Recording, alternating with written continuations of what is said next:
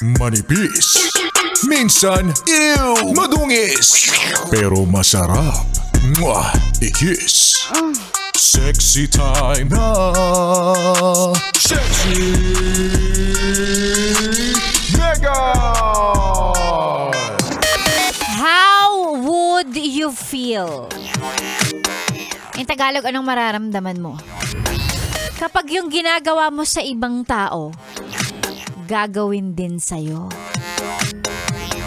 Chinichismis mo sila? Nagpapakalat ka ng mga balitang hindi naman totoo? Paano kung sa'yo gawin yon? Ipagkalat nila na marami kang pinagkakautangan. Ipagkalat nila na meron kang kabet. Ipagkalat nila na sip-sip ka sa boss nyo kaya ka na-promote. O, sige. Ipagkalat nila na, ay, alam mo yan, estapadora yan. Ang dami niyang inutangan tapos ngayon tinataguan. Oh!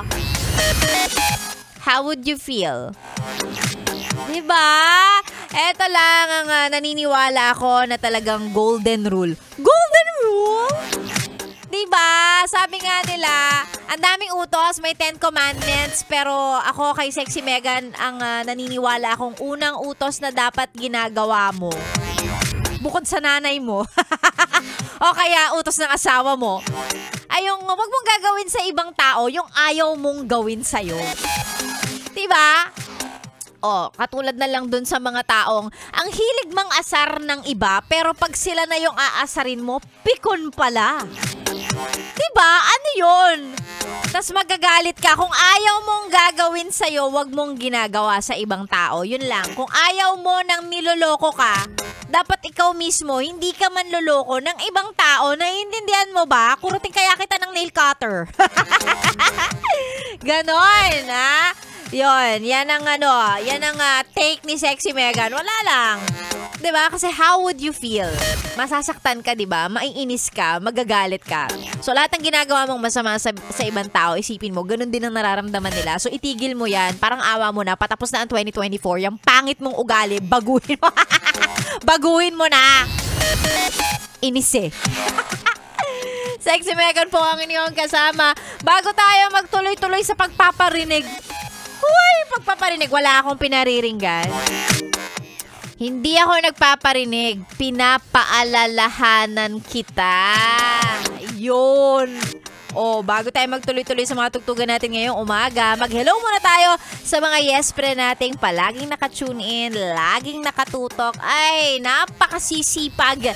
Eto, Noel Ilustre, sabi niya, shoutout po sa nanay ko, Julita Ilustre. Ayan. Ganon din kay Bong Emata na nasa biyahe. Have a great day, Bong. Ingat.